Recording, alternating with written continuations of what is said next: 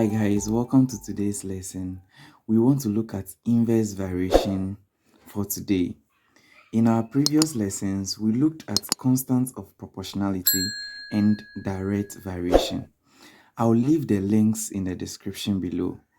Alright, before we continue, let us try to re-express these two statements mathematically. If x varies inversely as y, then it can be expressed as x. We said in our previous lesson that this is a variation sign, and 1 over y is the same as inverse of y. So this statement simply means x varies inversely as y. All right. We need to replace the variation sign by an equal sign. Anytime we do that, we will introduce our constant of proportionality. All right, so this would become x equals k over y. Our k would multiply the 1 here, which will become k over y. Let us look at these statements as well. If x varies inversely as the root of y, then we can express this as x varies inversely as the root of y. We need to replace the variation sign. So this would become x equals k would multiply 1, which will become k over root of y. This becomes our equation for this expression. All right. If this is clear enough, then let's go ahead and then solve our example for today. In our example, we are being asked to find the value of q when p is equal to 12. But we are being told that p varies inversely as q. So we need to express that first. So let's do that together. This will become p varies inversely as q. P varies inversely as q. We need to take off the variation sign. So by doing so, we can say that this is the same as p.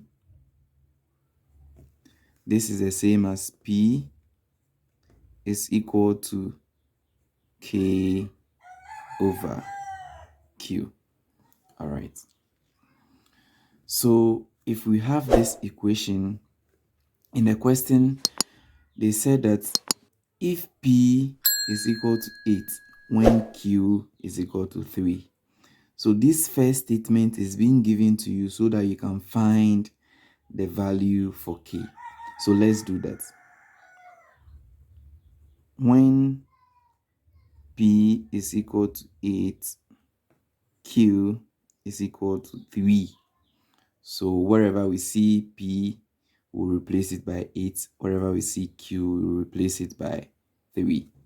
So this will become 8 equals k over 3. What we want is the value of k, which is our constant of proportionality. So we divide this side by 1. So this will become k times 1, which would give us k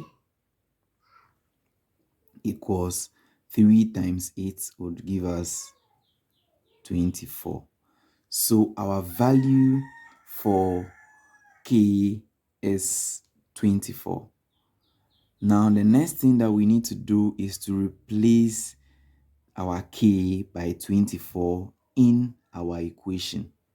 All right, so this will become p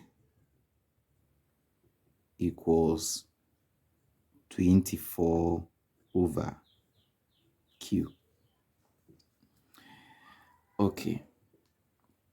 Now, what we need to do is to find the value of Q when P is equal to 12.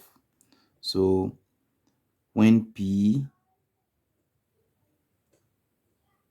is equal to 12, we don't know our value of Q.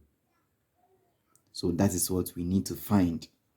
By doing so, this would become 12 equals 24, which is our K, over our Q, which is what we are finding. So the 12 is representing our P and our 24 is our K. Then our Q is what we are finding. So this is also over 1. What we need to do is Q times 12. The value for that is 12Q equals 1 times 24. The value for that is 24. Now what we need to do is that we want the value of Q. So we need to divide both sides by 12. So this will become 12. This would be 12. This would cancel this. And then this will go here 1, go into this 2 times. So finally, our value of Q is equal to 2. I hope this helps.